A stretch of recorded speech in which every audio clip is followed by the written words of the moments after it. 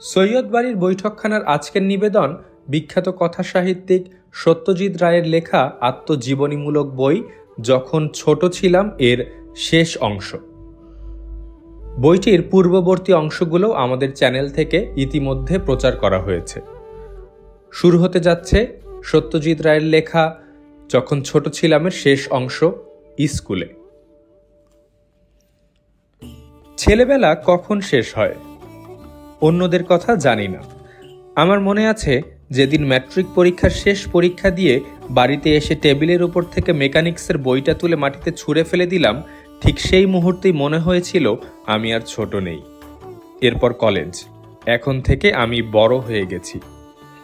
তাই আমি আমার স্কুল জীবনের কথা দিয়েই আমার ছেলেবেলার কথা শেষ করব। আমি যখন স্কুলে ভর্তি হই তখন আমার বয়স 8.5। মামা বাড়িতে তখন আরেকটি মামা এসে ডেরা বেঁধেছেন। এর নাম লেবু। এর কথা আগেই বলেছি। একদিন সকালে লেবু মামার সঙ্গে গিয়ে হাজির হলাম বালিগঞ্জ গভর্নমেন্ট হাই স্কুলে। যে ক্লাসে ভর্তি হব 5th ক্লাস, পরে নাম হয়েছিল ক্লাস 6। সে ক্লাসের মাস্টার আমাকে কয়েকটি প্রশ্ন লিখে দিলেন আর গোটা চারেক অঙ্ক কষতে দিলেন। আমি অন্য একটা ঘরে বসে উত্তর লিখে আবার মাস্টারের কাছে গিয়ে হাজির হলাম। মাস্টার তখন ইংরেজির ক্লাস নিচ্ছেন। আমার উত্তরের দিকে চোখ বুলিয়ে তিনি মাথা নাড়লেন। তার মানে উত্তরে ভুল নেই, আর তার মানে আমার স্কুলে ভর্তি হওয়া হয়ে গেল। কাঠের প্ল্যাটফর্মের উপর দাঁড়িয়ে মাস্টারের হাত থেকে খাতা ফেরত নিচ্ছি এমন সময় ক্লাসের একটা ছেলে, পরে জেনেছিলাম তার নাম রানা, গলা তুলে আমাকে জিজ্ঞেস করলো, তোমার নাম কি ভাই? আমি বললাম আমার নাম। আর ডাকনাম? জিজ্ঞেস করলো মিচকে শয়তান রানা দাস। আমার কোনো ধারণা নেই যে স্কুলে চট করে নিজের ডাকনাম বলতে নেই। আমি তাই সরল মনে ডাকনামটা বলে দিলাম। সেই থেকে আমার ক্লাসের বা স্কুলের কোনো ছেলে আমাকে ভালো নাম ধরে ডাকেনি। সে নামটা ব্যবহার করতেন শুধু মাস্টার মশায়েরা। বালিগঞ্জ গভর্নমেন্ট হাই স্কুলটা ছিল ল্যান্সডাউন রোড পেরিয়ে বেলতলা রোড পুলিশ থানার পূব গায়ে। স্কুলের পূবে যে রাস্তা তার ওপারে ডেভিড হেয়ার ট্রেনিং কলেজ। সেখান থেকে বছরে একবার করে বিটির ছাত্ররা এসে আমাদের ক্লাস নিত। উঁচু পাঁচিলে ঘেরা স্কুলের দক্ষিণ অংশটা খেলার মাঠ। আকাশ থেকে দেখলে স্কুলের বাড়িটাকে দেখাবে ইংরেজি টি অক্ষরের মতো। তলার ঝুলে থাকা অংশটা হলো স্কুলের হলঘর, আর মাথার লম্বা অংশটা ক্লাসরুমের সারি। গেট দিয়ে ঢুকে ডাইনের দারোয়ানের ঘর, বাঁয়ে একটু গেলেই একটা বট গাছ। তার গুঁড়িটাকে ঘিরে একটা সিমেন্ট বাঁধানো বেদি। গাছের নিচে অনেকখানি জায়গা জুড়ে ঘাস নেই, কারণ সেখানে টিফিন টাইমে মার্বেল খেলে ছেলেরা। খেলার মধ্যে বড় মাঠে ফুটবল, ক্রিকেট, হকি সবই হয়, আর বছরে একদিন হয় স্পোর্টস। এছাড়া মার্বেল, ডাঙ্গুলি, হাডুডু, লাট্টুর খেলা ইত্যাদি তো আছেই। দারোয়ানের ঘর পেরিয়ে মোরাম বিছানো পথ দিয়ে খানিকটা গিয়ে 3 ধাপ সিঁড়ি উঠে পূব পশ্চিমে টানা স্কুলের বারান্দা। বারান্দার ডাইনে সার বাঁধা ক্লাসরুম, আর বায়ে অর্ধেক পথ গিয়ে হলঘরের দরজা। গ্যালারিওয়ালা হলঘরে সবচেয়ে বড় যে ঘটনাটা ঘটে সেটা হলো বাৎসরিক পুরস্কার বিতরণী। এছাড়া সরস্বতী পুজোয় পাত পেরে খাওয়া হয়, মাঝে মাঝে বক্তৃতা হয়, আর একবার মনে আছে গ্রিনবার্গ অ্যান্ড সেলিম বলে 2 বিদেশি অভিনেতা এসে শেক্সপিয়রের মার্চেন্ট অফ ভেনিস থেকে কয়েকটা দৃশ্য অভিনয় করেছিল। আমরা সবাই ফোল্ডিং চেয়ারে বসে জীবনে প্রথম শেক্সপিয়র দেখছি, আর আমাদের কাছেই দাঁড়িয়ে ইংরেজির মাস্টার ব্রোজেনবাবু চোখ বড় বড় করে স্টেজের দিকে তাকিয়ে অভিনেতাদের সঙ্গে সঙ্গে ঠোঁট নাড়িয়ে চলছেন। বোধহয় যাচাই করে দেখছেন ছাত্র জীবনে পড়া নাটকটার কতখানি মনে আছে। একবার বোধহয় সরস্বতী পুজোর দিনেই আমাদের হলে চার্লি চ্যাপলিনের ছবি দেখানো হলো। শো যে হবে তার নোটিশ আগের দিন দারোয়ান এসে আমাদের ক্লাসে আহমেদ স্যারের হাতে তুলে দিল। আহমেদ স্যার পড়লেন, through the count courtesy of Messrs Kodak company. Kodak কোম্পানির নামটা স্যারের জানা নেই। তিনি ভাবলেন নামটা দিশি, মোদকের জাত ভাইটাই হবে আর কি। বারান্দার শেষ মাথায় পৌঁছে সিঁড়ি দিয়ে নামলেই সামনে দেখা যায় ছাউনির তলায় দুটো পাশাপাশি জল খাবার ট্যাঙ্ক। ঘাড় নিচু করে কল খুলে আঁজলা করে জল খেতে হয়। ট্যাঙ্ক দুটোর ওপারে পশ্চিমের দেওয়ালের লাগোয়া হল কার্পেন্ট্রি ক্লাস, যেখানে তরফদার স্যারের আধিপত্য। হাতুড়ি, বাটালি, রেদা, করাত ইত্যাদি কোনোটারই অভাব নেই সেখানে। আর সবসময় ক্লাসের ভিতর থেকে নানা রকম যান্ত্রিক শব্দ শোনা যায়। দোতলার সিঁড়ি দিয়ে উঠে সামনেই দেখা যায় বারান্দার রেলিংয়ের উপর ঝুলছে স্কুলের ঘণ্টা। দারোয়ান ছাড়া এই ঘণ্টা বাজায় কার সাধ্য? দড়ি ধরে ঘণ্টায় কাঠি মারলে ঘণ্টা ঘুরে যায়, একটার বেশি ঢং বেরোয় না। দারোয়ান যে কি করে ম্যানেজ করে সেটা আমাদের সকলের কাছেই রহস্য। সিঁড়ি দিয়ে উঠে বাঁয়ে ঘুরলে আপিস ঘর পেরিয়ে হেডমাস্টার মশাইয়ের ঘর। আপিসে একটা আলমারি ভর্তি বই, সেটাই হলো স্কুলের লাইব্রেরি। বইয়ের মধ্যে তিনটে সিনবাদ, হাতেমতাই আর দাগোবার এত পপুলার যে হাত ঘুরে ঘুরে তাদের অবস্থা শোচনীয়। তিনটে একই সিরিজের বই। সিনবাদ তো সবাই জানে, আর হাতেমতাইয়ের নাম এখনো মাঝে মাঝে শোনা যায়, কিন্তু দাগোবার্টের নাম স্কুল ছাড়ার পর আর শুনেছি বলে মনে হয় না। স্কুলের দপ্তরির কাজও এই আপিস ঘরেই। গোল ডান্ডার মতো রুলার গড়িয়ে গড়িয়ে খাতায় লাল নীল কালি দিয়ে সমান্তরাল লাইন টানা দেখতে ভারী অদ্ভুত লাগতো, সেটা এখনো মনে আছে। সিঁড়ি দিয়ে উঠে ডাইনে গেলে প্রথমে পড়বে মাস্টার মশাইদের কমন রুম, তারপর ষাঁড় বাঁধা ক্লাসরুম। একতলা দোতলা মিলিয়ে সব শুদ্ধ 8টা ক্লাস, 3 থেকে 10। প্রত্যেক ক্লাসে দুজন পাশাপাশি বসার 16টা করে ডেস্ক। কোনো ক্লাসেই 30-32 জনের বেশি ছাত্র নেই। 10টায় স্কুল বসে, 1টায় 1 ঘন্টা টিফিনের ছুটি, তারপর আবার 4টে পর্যন্ত ক্লাস। গ্রীষ্মের ছুটির পরে মাসখানেক মর্নিং স্কুল, সকাল 7টায় ক্লাস বসে। উত্তরায়ণের রোদ তখন জানালা দিয়ে ক্লাসে ঢুকে ক্লাসের চেহারা একেবারে পাল্টে দেয়। মাস্টার মশাইদেরও কেন জানি সকালে কম ভীতিজনক বলে মনে হয়।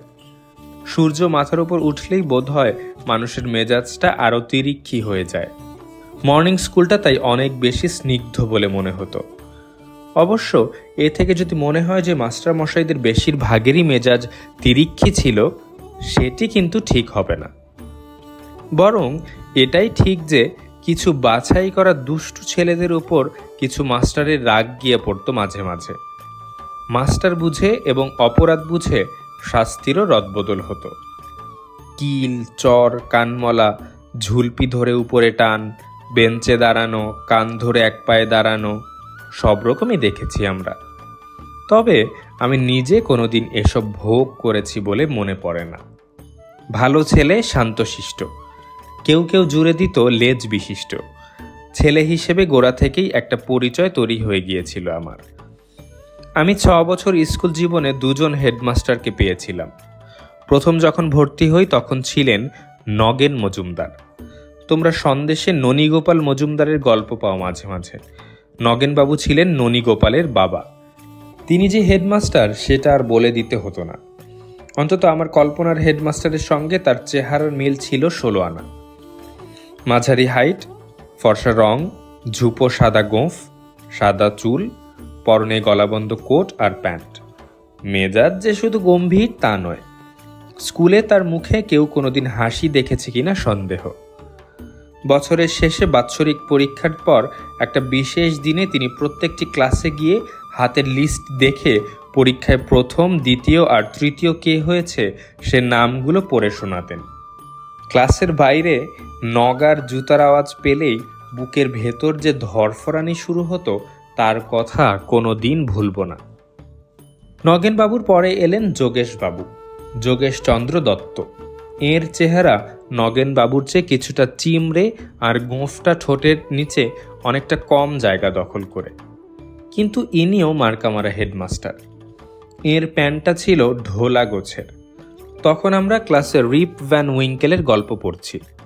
তাতে একরকম প্যান্টের কথা আছে যার নাম গ্যালিগ্যাস্কিন্স।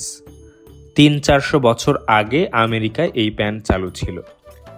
এই গাল ভরা নামওয়ালা প্যান্টটা যে আসলে কীরকম দেখতে সেটা আমাদের কারোরই জানা নেই, কিন্তু আমরা ঠিক করে নিলাম যে ওটা যোগেশবাবুর ঢোলা প্যান্টের মতোই হবে।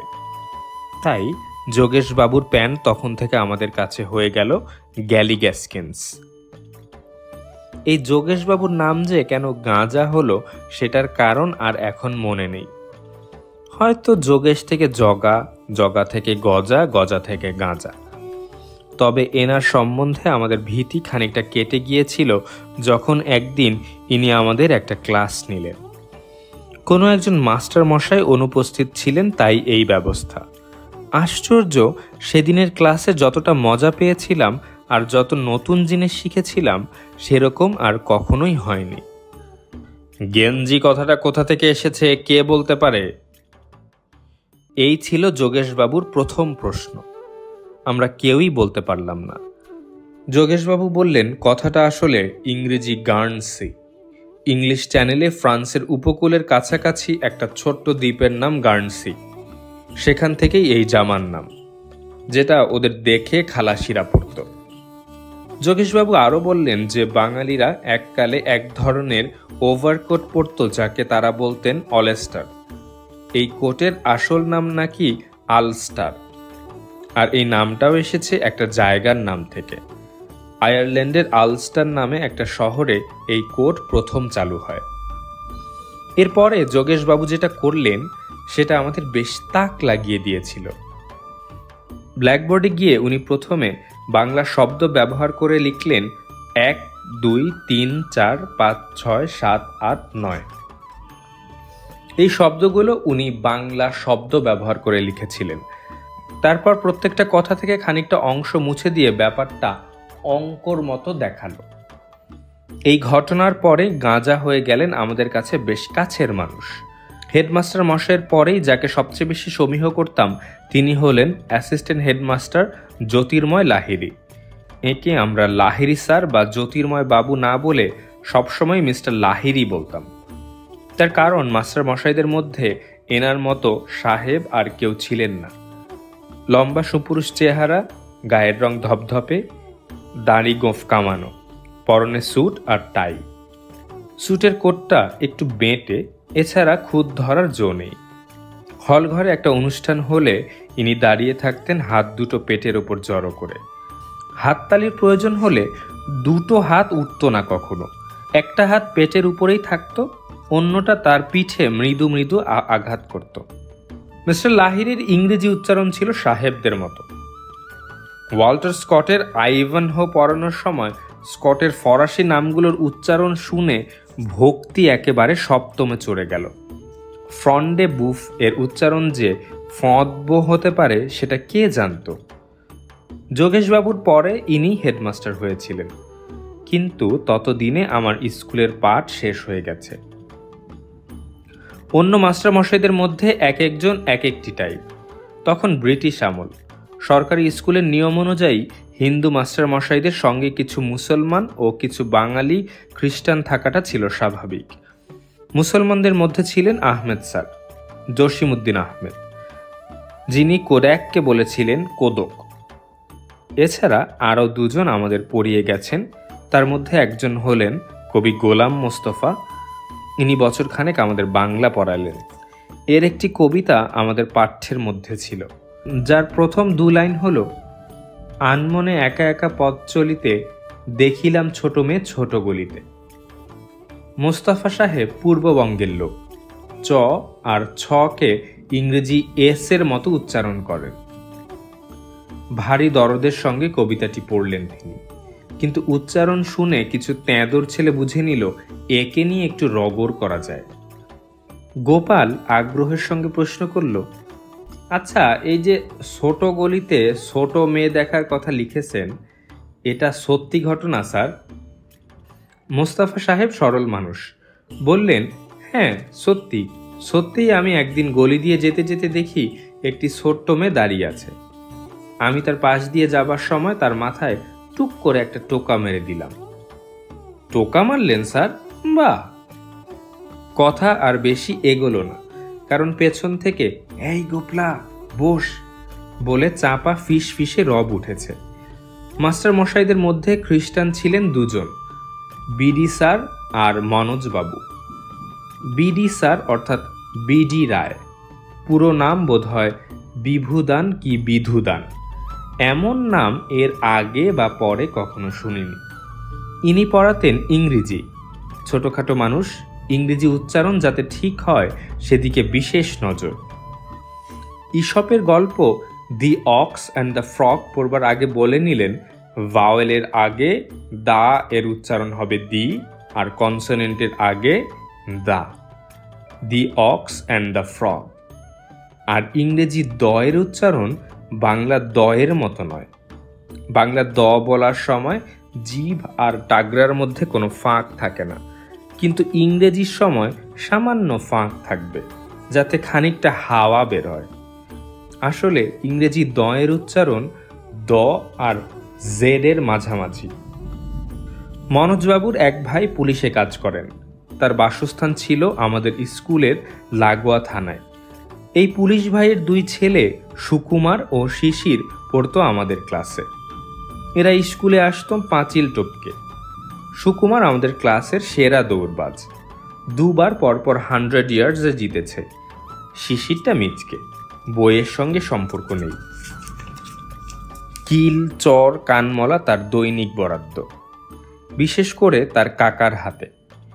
মনোজবাবু পড়ানোর সময় চেয়ারে প্রায় বসেন না বললেই চলে। টেবিলে ঠেস দিয়ে মাটিতে নাড়িয়ে হাতে বই নিয়ে ক্লাস নেন। একটা অদ্ভুত মুদ্রা দোষ। মাঝে মাঝে ডান কাঁধটা ঝাঁকানি দিয়ে ওঠে আর ঘাটটা ডাইনে হেলে পড়ে, যেন মাছি তাড়াচ্ছেন। আর প্রচণ্ড অন্যমনস্ক, কখন যে কিসের কথা ভাবেন সে এক রহস্য। তার উপর ঠোঁটের ডগায় লেগে আছে ভেরি গুড। একটু বাইরে যাব স্যার? Very good. আমরা চুপ। বাইরে যাবার মধ্যে ভেরি গুডের কি আছে? পরক্ষণে নিজের ভুল বুঝতে পেরে দাঁতে দাঁত চেপে বলেন, এই তো বাইরে গেলি, আবার কেন? হেড পণ্ডিত মশাই ভট্টাচার্য স্যারের কথা সবচেয়ে বেশি মনে পড়ে তার হাতের লেখার জন্য।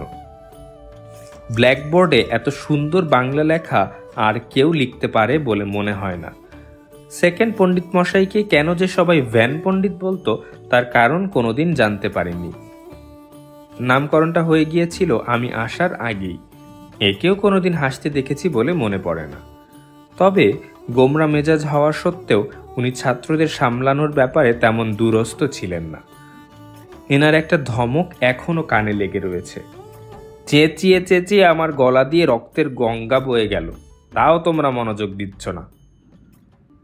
এনার হাত যে চলতো খুব বেশি তা নয়, কিন্তু একবার অজয়কে কানের পাশে চড় মেরে প্রায় অজ্ঞান করে দিয়েছিলেন। সেদিন সারা স্কুল সরগরম। টিফিনের আগের ক্লাসে ঘটনাটা ঘটেছে। টিফিনের ঘন্টা পড়ে গেছে, কিন্তু ক্লাস থেকে কেউ বেরোয়নি। অজয় মুখ লাল করে হাত দিয়ে কান ঢেকে মাথা হেঁট করে বসে আছে। ছেলেরা তাকে ঘিরে রয়েছে। পণ্ডিত মশাইকেও একরকম ক্লাসেই বন্দি করে রাখা হয়েছে। বাইরে থেকে ক্লাসরুমের বন্ধ দরজার খড়খড়ি ফাঁক করে অন্য ক্লাসের ছেলেরা ভ্যান ভ্যান করে টিটকিরি দিচ্ছে। প্রহার ছাড়া আরেক রকম অস্ত্র কোনো কোনো মাস্টারমশাই ব্যবহার করতেন, যেটা প্রহারেরও বড়। সেটা হলো বাক্যবাণ। রমণীবাবু ছিলেন এ ব্যাপারে অদ্বিতীয়। তার দাঁত খিচুনো চেহারাটা ব্যঙ্গ বিদ্রুপের জন্য সবসময় তৈরি হয়ে থাকত। সঞ্জয় বলে একটা নতুন ছেলে ভর্তি হলো। তখন আমরা বোধহয় ক্লাস 8-এ। জানা গেল ঠাকুরবাড়ির সঙ্গে তার একটা সম্পর্ক আছে। ছেলেরা মশকরার এ সুযোগ ছাড়বে কেন? আমার বেলাতেও ছাড়েনি। আমি যে সুকুমার রায়ের ছেলে আর উপেন্দ্র কিশোরের নাতি এটা গোড়াতেই জানাজানি হয়ে গিয়েছিল। তারপর ক্রমে বেরিয়ে পড়ল HMV'র আর্টিস্ট কনক দাস আমার মাসি, আর বাংলার সেরা ক্রিকেটার কার্তিক বোস আমার কাকা। এর কয়েকদিন বাদে আমাকে শুনতে হলো, হ্যাঁ রে মানিক, অমল বলছিল পঞ্চম জর্জ নাকি তোর দাদু। সত্যি নাকি? সেই রকম রবিবাবু তোর কে হন রে? জ্যাঠামশাই? এ প্রশ্ন সঞ্জয়কে অনেকবার শুনতে হয়েছে। দোষের মধ্যে সঞ্জয়ের রংটা শুধু উগ্র রকম ফর্সা নয়, তার সঙ্গে বেশ খানিকটা গোলাপির ছোপ, যাকে বলে দুধে আলতা। তাছাড়া ঠাকুরবাড়ির মেধার অংশও যে তার ভাগে খুব বেশি পড়েনি সেটা কয়েকদিনের মধ্যেই বোঝা গেল। রমণীবাবু সেটা আঁচ করে নিয়ে তার দিকে ছাড়লেন বাক্যবান, এই যে মাকাল ফল, মাকাল ঠাকুর, তোমার কান দুটো আর একটু লাল করে দেব নাকি? এসো তো কাছে বাপু। রমণীবাবুর এই ছ্যাঁকা দেওয়া কথা সহ্য করার ক্ষমতা আমাদের কারোরই ছিল না, কিন্তু এমন মাস্টার মশাই ছিলেন যাদের রাগ যাতে বেশি দূর এগোতে না পারে তার ব্যবস্থা করা ছাত্রদের অসাধ্য ছিল না। ব্রজেনবাবু ছিলেন আমাদের প্রিয় মাস্টার মশাইদের মধ্যে একজন। কড়া কথা তার মুখে খুব বেশি শোনা যায়নি। ছাত্রেরা বেশি গোলমাল করলে তিনি ভারী ব্যস্ত হয়ে বলতেন, সি স্টকিং, সি স্টকিং। তাতে সবসময় যে খুব কাজ হতো তা নয়। একবার এই অবস্থায় আর থাকতে না পেরে ব্রজেনবাবু একজন ছাত্রের দিকে চেয়ে হাঁকলেন, হ্যাঁ তুই উঠে আয় এখানে। শাস্তিটা কি হবে জানা নেই, হয়তো ক্লাসরুমের কোণে দাঁড়িয়ে থাকতে বলা হবে। ছাত্রটি উঠে এগিয়ে যেতেই হঠাৎ অলোক তার জায়গা ছেড়ে উঠে গিয়ে ব্রজেনবাবুকে জড়িয়ে ধরল। স্যার, আজকের দিনটা ওকে মাফ করে দিন স্যার। ব্রজেনবাবুর রাগ তখনও পড়েনি, তবে তিনি এই অপ্রত্যাশিত বাধাতে কিঞ্চিত অপ্রতিভ হয়ে বললেন, কেন আজকের দিনটা কেন? আজ মার্চেন্ট সেঞ্চুরি করেছে স্যার। এই ব্রজেনবাবুরই একদিন সরকারি ডাক পড়ল এক বিখ্যাত খুনের মামলায় জুরি হওয়ার জন্য। এ ডাকে সাড়া না দিয়ে উপায় নেই। ব্রজেনবাবুকে তাই মাঝে মাঝে স্কুল কামাই করে আদালতে হাজিরা দিতে হয়। পাকুর হত্যার মামলায় তখন কলকাতা সরগরম, জমিদারি খুনে মামলা, সেই নিয়ে কত বই বেরোচ্ছে হপ্তায় হপ্তায়। রাস্তার মোড়ে মোড়ে বিক্রি হয় সেগুলো, আর লোকে হুমড়ি দিয়ে কিনে নিয়ে গোগ্রাসে গেলে। ব্রজেনবাবু কোর্টে হাজিরা দিয়ে পরদিন স্কুলে এলেই আমরা তাকে ছেঁকে ধরি, স্যার মামলায় কি হলো বলুন স্যার। পড়াশুনো শিখেই ওঠে, কারণ ব্রজেনবাবুও যেন গল্প শোনাতে উৎসুক। টানা 1 ঘন্টা ধরে হাওড়া স্টেশনের ভিড়ের মধ্যে ইনজেকশন দিয়ে শরীরে বিষ ঢুকিয়ে দেওয়ার লোমহর্ষক হত্যার গল্প শুনি আমরা। বালিগঞ্জ গভর্নমেন্ট স্কুলে তখনকার দিনে ছাত্রদের কোনো ইউনিফর্ম ছিল না। আমরা কেউ কেউ হাফ প্যান্ট পরতাম, কেউ কেউ ধুতি। মুসলমান ছেলেদের পায়জামা পরেও আসতে দেখেছি মনে পড়ে। ধুতির সঙ্গে শার্ট পরাই রেওয়াজ, আর একটু লায়েক ছেলে হলেই শার্টের পেছনের কলারটা দিত তুলে। স্পোর্টসম্যান হলে তো কথাই নেই। উঁচু ক্লাসের কেষ্টদা, জ্যোতিষদা, হিমাংশুদা এরা সকলেই খেলোয়াড় ছিলেন, আর সকলেই কলার তুলতেন। এর মধ্যে কেষ্টদার রীতিমতো নারী গফ গজিয়ে গিয়েছিল ম্যাট্রিক ক্লাসেই। দেখে মনে হতো বয়স অন্তত 19-20 তো হবেই।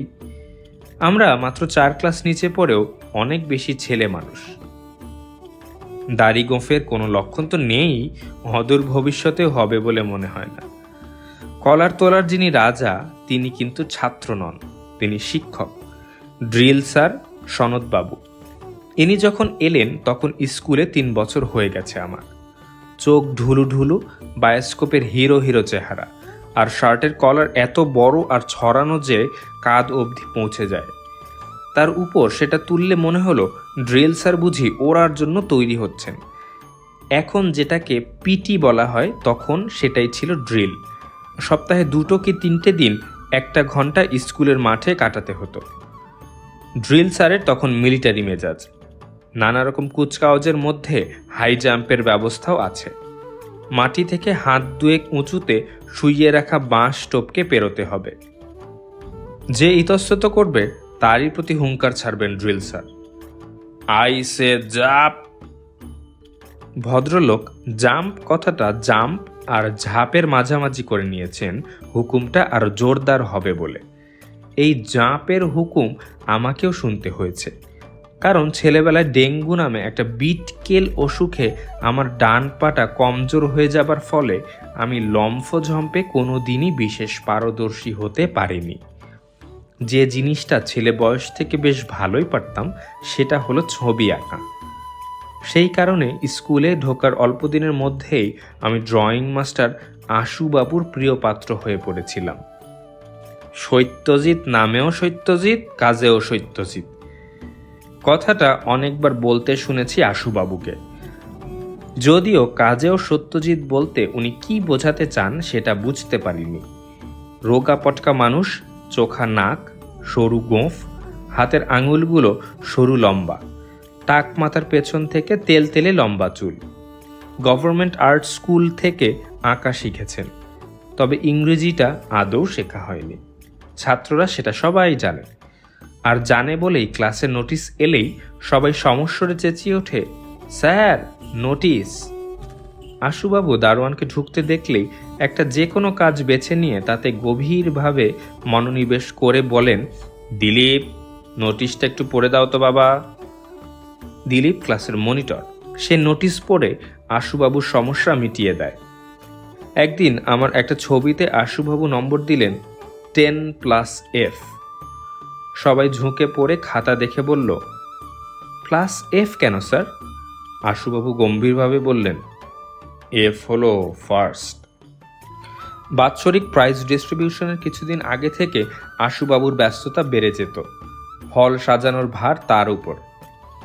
ছেলেদের আঁকা ছবির প্রদর্শনী হবে, সেটার দায়িত্বও তার। প্রাইজের আগে বিবিধ অনুষ্ঠানের মধ্যে একটা মার্কামারা আইটেম আছে, সেটাতেও আশুবাবুর অবদান আছে। আইটেমটাকে বলা হয় মিউজিক ড্রয়িং। এটা বোধহয় স্কুলের শুরু থেকেই চালু ছিল। স্টেজের উপর ব্ল্যাকবোর্ড আর রঙিন চকখড়ি রাখা থাকবে। একজন ছাত্র একটি গান গাইবে, আর সেই সঙ্গে আরেকজন ছাত্র গানের সঙ্গে কথা মিলিয়ে ব্ল্যাকবোর্ডে ছবি আঁকবে। আমি থাকাকালীন প্রতিবারই একটা গানই হয়েছে। রবীন্দ্রনাথের অমল ধবল পালে লেগেছে মন্দ মধুর হাওয়া, দেখি নাই কবু দেখি নাই এমন তরণী বাবা। শেষের 2 বছর বাদে প্রতিবারই একই আর্টিস্ট ছবি এঁকেছে, আমাদের চেয়ে 3 ক্লাস উপরের পড়ুয়া হরিপদদা। এটা বলতেই হবে যে হাত আর নার্ভ, এই দুটো জিনিসের উপরেই আশ্চর্য দখল ছিল হরিপদদার। হল ভর্তি লোকের সামনে নার্ভাস না হয়ে শটান ব্ল্যাকবোর্ডে ছবি আঁকাটা 4টিখানি কথা নয়, কিন্তু হরিপদদা প্রতিবারই সে পরীক্ষায় চমৎকারভাবে উতরতেন। 1933-এ ম্যাট্রিক পাশ করে তিনি স্কুল থেকে বেরিয়ে গেলেন। এবার কে নেবে তার জায়গা? আশুবাবুর ইচ্ছে আমি নেই, কিন্তু আমি আদৌ রাজি নই। এর সহজ কারণ হচ্ছে আমার মতো স্টেজ ভীতি সচরাচর দেখা যায় না। কোনো বিষয়ে প্রাইজ পাচ্ছি শুনলে আমার গায়ে জ্বর আসে, কারণ অতগুলো লোকের সামনে আমার নাম ডাক হবে, আমি জায়গা ছেড়ে উঠে গিয়ে হোমরা চোমরা কারোর হাত থেকে প্রাইজ নেব, তারপর আবার হেঁটে আমার জায়গায় ফিরে আসব। এটা আমার কাছে একটা আতঙ্কের ব্যাপার। কাজেই মিউজিক ড্রয়িংয়ের ভার শেষ পর্যন্ত পড়ল সুরঞ্জনের ওপর। ছবি একই, নদীতে সাদা পালতোলা নৌকো, আকাশে থোকা থোকা সাদা মেঘ, মেঘের ফাঁক দিয়ে সূর্য অস্ত যাচ্ছে ওপারের গাছপালার পেছন দিয়ে, কিন্তু হরিপদদার পারিপাট্য আর হাতের জোর নেই। অনুষ্ঠানের সূচির মধ্যে আমি থাকার শেষ 3 বছর 2টি জিনিস কখনো বাদ পড়েনি। এক হলো মাস্টার ফুলুর তবলা, আরেক হলো জয়ন্তীর ম্যাজিক। ফুলু আমাদের চেয়ে ক্লাস 3 নিচে পড়ত। 7 বছর বয়স থেকে তবলা বাজায়, পরে আরেকটু বড় হয়ে আসর টাসরেও বাজিয়েছিল। আর জয়ন্ত আমার চেয়ে 2 ক্লাস উপরে পড়ত। পরপর 2বার ফেল করে আমাদের ক্লাসে এসে যায়। পরীক্ষায় যে সে পাশ করবে না সেটা বুঝেছিলাম যখন সে আমাদের সঙ্গে এক ক্লাসে বসে পরীক্ষা দিচ্ছে। আমরা লক্ষ্য করেছিলাম সে খাতার দিকে না চেয়ে বারবার নিজের কোলের দিকে চাইছে। কোলে বই খোলা আছে কি? যে মাস্টারমশাই গার্ড দিচ্ছিলেন তিনিও ব্যাপারটা দেখে হনহনি এগিয়ে গেলেন জয়ন্তর দিকে। নিচে কি দেখা হচ্ছে? জয়ন্ত হাত তুলে দেখিয়ে দিল তাতে একটা আস্ত মর্তমান কলা। টিফিনে খাবো স্যার, তাই দেখে নিচ্ছিলাম ঠিক আছে কিনা। জয়ন্ত ম্যাজিক অভ্যাস করেছে 10-11 বছর বয়স থেকে। স্টেজের ম্যাজিক ছাড়াও আরও ভেলকি জানে সে।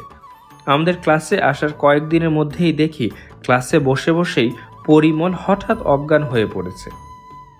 কি ব্যাপার? না, জয়ন্ত কয়েক মিনিট ধরে পরিমলের গলার দুদিকের দুটো রগ টিপে ধরে বসেছিল, তার থেকেই এই কাণ্ড। জয়ন্ত বুঝিয়ে দিল ওই দুটো রগকে বলে ক্যারোটিড আর্টারিস। ওগুলো টিপে রাখলে মস্তিষ্কে রক্ত চলাচল কমিয়ে দিয়ে মানুষকে অজ্ঞান করে দেয়। তবে রগ ছেড়ে দেবার কয়েক সেকেন্ডের মধ্যেই আবার রক্ত চলাচল শুরু হয়ে যায় আর জ্ঞান ফিরে আসে।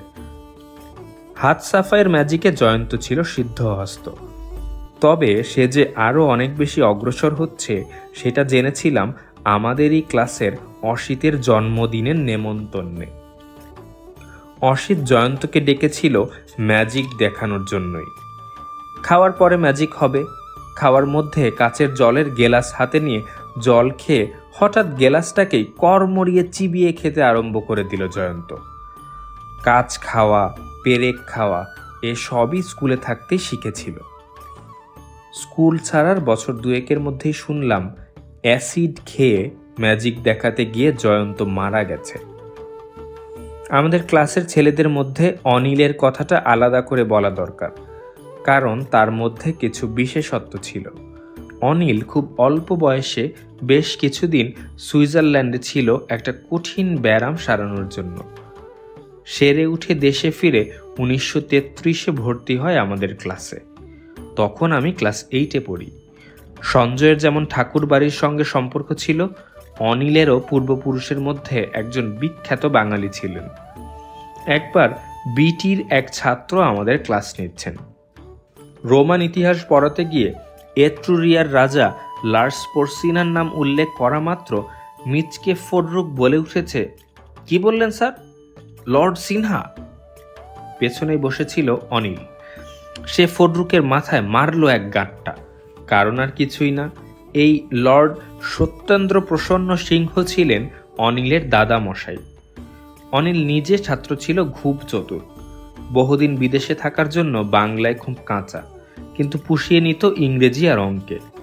বাবার একমাত্র ছেলে আর অবস্থাপন্ন ঘরের ছেলে বলে অনিলের ভাগ্যে কিছু জিনিস জুটে যায় যেটা আমরা কল্পনাই করতে পারি না। নেসলে কোম্পানি তখন তাদের 1 আনার চকোলেটের প্যাকেটে এক ধরনের ছবি দিতে আরম্ভ করেছে। ছবিগুলো একটা সিরিজের অন্তর্গত, নাম Wonders of the World. Nestle album বার করেছে, সেই অ্যালবামে ছবিগুলো সেঁটে রাখতে হয়।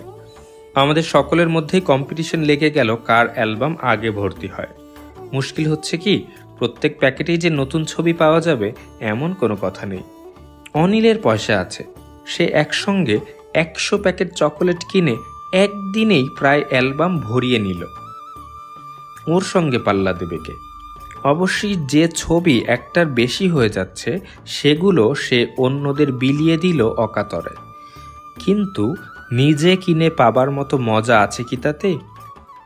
আমরা ডেস্কের মাঝখানে বসানো নীল কালির দোয়াতের মধ্যে রেড ইঙ্ক আর রিলিফ নিব ডুবিয়ে লিখি, আর অনিল লেখে পার্কার ফাউন্টেন পেনে।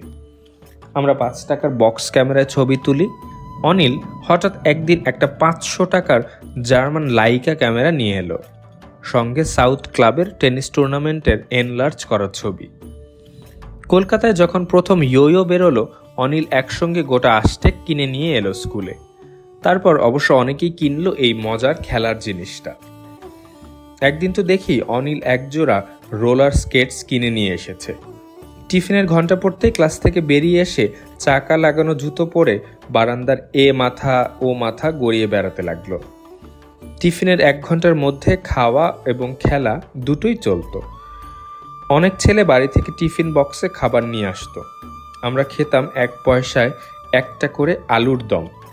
শালপাতার ঠোঙায় বিক্রি হতো এই আলু, সঙ্গে একটা কাঠি। সেই কাঠিতে আলুটা বিধিয়ে মুখে পুরে দিতে হতো। একদিন টিফিনের সময় দেখি অদ্ভুত এক নতুন খাবারের আমদানি হয়েছে। কাগজে মোড়া মাখনের প্যাকেটের মতো দেখতে আইসক্রিম, নাম হ্যাপি বয়। বাঙালি কোম্পানি, রাস্তায় ফেরি করা আইসক্রিম সেই প্রথম।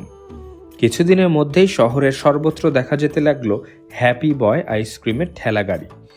হ্যাপি বয় উঠে যাবার পরে এলো ম্যাগনোলিয়া, আর তারও অনেক পরে কোয়ালিটি, ফ্যারিনি। টিফিন টাইমের খেলার মধ্যে গুলি ডাঙ্গুলি ছাড়া যেটা বিশেষভাবে চালু ছিল সেটা হলো লাট্টু। যোগুবাবুর বাজারের কাছে মিত্র মুখার্জির দোকানের সিঁড়িতে বিকেলে দোকান পেতে বসতেন কলকাতার সেরা লাট্টু বানানেওয়ালা গুপি বাবু। লাট্টু যে কত ভালো ঘুরাতে পারে সেটা গুপি বাবুর লাট্টুর ঘূর্ণি যে দেখেনি সে জানতে পারে না। সেই লাট্টু গচ্চা মেরে অন্যের লাট্টু ফাটিয়ে দেবার খেলা চলতো টিফিনে। তাছাড়া হাতে লেত্তি, উড়ন লেত্তি, ঘুরন্ত লাট্টুকে হাত থেকে লেত্তিতে ঢেলে নিয়ে আবার হাতে তুলে নেওয়া, এসব তো আছেই। একবার গচ্চা লাট্টুর গায়ে না লেগে লাগলো অমলের পায়ে, আর পায়ের পাতা থেকে তৎক্ষণাৎ গলগলিয়ে রক্ত। খেলতে গিয়ে এই ধরনের বিপত্তি আরও হয়েছে। যেমন হলো অ্যানুয়াল স্পোর্টসে সুশান্তর, আমাদেরই ক্লাসের ছেলে, স্পোর্টস আর পড়াশুনো দুটোতেই ভালো। স্পোর্টসে একটা আইটেম ছিল ব্লাইন্ড ফোল্ড রেস। মাঠের এক কোণ থেকে আরেক কোণে 100 গজ দৌড়ে আসতে হতো চোখ বাঁধা অবস্থায়। রেস শুরু হলো। সুশান্ত যে লাইন রাখতে পারেনি, মাঝপথে বাঁয়ে সরে এসেছে, সেটা দেখতেই পাচ্ছি। কে একজন তার নাম ধরে চেঁচিয়ে উঠল তাকে সাবধান করে দেবার জন্য। সুশান্ত ভরকে গিয়ে এক মুহূর্তের জন্য থেমে পর মুহূর্তেই দেরি হয়ে যাচ্ছে ভেবে প্রচণ্ড বেগে দৌড়ে গিয়ে ফিনিশিং পোস্ট থেকে প্রায় 50 হাত বাঁয়ে চোখ বাঁধা অবস্থায় সোজা ধাক্কা খেলেও স্কুল কম্পাউন্ডের দেয়ালে। সেই দৃশ্য আর ধাক্কার সেই শব্দের কথা ভাবলে এখনও গা শিউরে ওঠে। তার পরের বছর থেকে অবশ্য ব্লাইন্ড ফোল্ড রেস ব্যাপারটাই উঠে গেল। স্কুলের প্রথম 4টি বছর আমি বকুল বাগান রোডেই ছিলাম। ক্লাস 9-এ থাকতে সোনা মামা বাড়ি বদল করে চলে গেলেন বেলতলা রোডে। এ বাড়ি আগের বাড়ির চেয়ে কিছুটা বড়। বেলতলায় আমাদের পাশের বাড়িতে থাকতেন চিত্তরঞ্জন দাসের জামাই ব্যারিস্টার সুধীর রায়। তাদের হালকা হলদে রঙের গাড়ি আমার প্রথম দেখা ডাক সাইডে জার্মান গাড়ি মার্সিডিজ বেঞ্জ। সুধীরবাবুর ছেলে মানু ও মন্টু আমার বন্ধু হয়ে গেল। মানুও পরে ব্যারিস্টারি করে, আর আরও পরে রাজনীতি করে বাংলার কংগ্রেসি মুখ্যমন্ত্রী হয়। তখন লোকে তাকে জানে সিদ্ধার্থ শঙ্কর রায় নামে। পাড়ায় একটা ছেলেদের ক্লাব আছে। আমি বেলতলা যাবার 2-1 দিনের মধ্যেই ক্লাবের ছেলেরা দল করে এসে আমাকে ধরে নিয়ে গেল। মানু মন্টুও সেই ক্লাবের সভ্য। আমাদের দুটো বাড়ি পরেই আরেক ব্যারিস্টার নিশীথ সেনের বাড়ি। সে বাড়ির বড় মাঠে ক্রিকেট, হকি খেলা হয়, আর মানুদের ছোট মাঠে হয় ব্যাডমিন্টন। নিশীথ সেনের ছেলে, ভাইপো, চুনি, ফুনু, অনু সবাই ক্লাবের মেম্বার। আরও মেম্বারদের মধ্যে আছে চাটুর্যদের বাড়ির নীলু, বলু, অনাথ আর গোপাল। স্কুলে থাকতেই সঙ্গী সাথী হয়েছিল। তারা বাড়ির বাইরে এসে রাস্তা থেকেই আমাদের ঘরের দিকে মুখ করে পাড়া কাঁপিয়ে হাঁক দিত, মানে বাড়ি আছিস? এখন তাদের সঙ্গে আরো নতুন সাথী যোগ হলো। আরেকটি ছেলে ছিল, সে সাউথ সুবারবান স্কুলে পড়ে আমাদের একই ক্লাসে, যদিও আমার চেয়ে বছর 4-এর বড়। পরপর কয়েক বছর ফেল করেই বোধহয় এই দশা। এই অরুণ, ডাকনাম পানু, হলো ময়মনসিংহের অখিল বন্ধু গুহদের বাড়ির ছেলে। থাকে নিশীথ সেনের উল্টো দিকের বাড়িতে। আমাদের ক্লাবের সভ্য হওয়ার সত্ত্বেও বুদ্ধি কম বলে তাকে বিশেষ কেউ পাত্তা দেয় না। সেই পানু হঠাৎ একদিন দমদমের ফ্লাইং ক্লাবে ভর্তি হয়ে এরোপ্লেন চালানো শিখে ফেলল। তারপর ফ্লাইং ক্লাবের বাৎসরিক উৎসবে সে আমাদের দমদমে নেমন্তন্ন করে নিয়ে গিয়ে 2 সিটার প্লেনে আকাশে উঠে পরপর ভীষণ শব্দে আমাদের দিকে ডাইভ করে নেমে এসে আবার উঠে গিয়ে আমাদের তাক লাগিয়ে দিল। এরপর থেকে অবশ্য আমরা পানুকে বেশ সমীহ করে চলতাম। আমাদের সময় একটা সরকারি নিয়ম ছিল যে 15 বছর বয়সের কমে ম্যাট্রিক পরীক্ষা দেওয়া চলবে না। আমাদের পরীক্ষা হবে 1936-এর মার্চ মাসে। তখন আমার বয়স হবে 14 বছর 10 মাস। তার মানে 1 বছর বসে থাকতে হবে। মহা মুশকিল। ওকালতির কারসাজির সাহায্যে বয়স বাড়িয়ে নেওয়া যায়, কিন্তু মা সে ব্যাপারে মোটেই রাজি নন। আশ্চর্য যে পরীক্ষার কয়েক মাস আগেই সরকার 15 বছরের নিয়মটা তুলে দিলেন, আর আমাকেও 1 বছর বসে থাকতে হলো না। স্কুল ছাড়ার বছর 10 পরে কোনো একটা অনুষ্ঠানে, বোধহয় পুরনো ছাত্রদের সম্মেলনে, আমাকে বালিগঞ্জ গভর্নমেন্ট হাই স্কুলে যেতে দেওয়া হয়েছিল। হল ঘরে ঢুকে মনে হয়েছিল, এ কোথায় এলাম রে বাবা? এ ঘর কি সেই ঘর যেটাকে এত পেল্লায় বলে মনে হতো? দরজায় যে মাথা ঠেকে যায়। শুধু দরজা কেন, সবই যেন ছোট ছোট মনে হচ্ছে। বারান্দা, ক্লাসরুম, ক্লাসের বেঞ্চিগুলো। অবশ্যই হবেই না বা কেন? যখন স্কুল ছেড়েছি তখন আমি ছিলাম 5 ফুট 3 ইঞ্চি, আর এবার যে ফিরে এলাম এখন আমি প্রায় 6.5 ফুট। স্কুল তো আছে যেই কে সেই, বেড়েছি শুধু আমি। এরপরে আর স্কুলে ফিরে যাইনি কখনো। এটাও জানি যে যেসব জায়গার সঙ্গে ছেলেবেলার স্মৃতি জড়িয়ে থাকে সেসব জায়গায় নতুন করে গেলে পুরনো মজাগুলো আর ফিরে পাওয়া যায় না। আসল মজা হলো স্মৃতির ভাণ্ডার হাতড়ে সেগুলোকে ফিরে পেতে।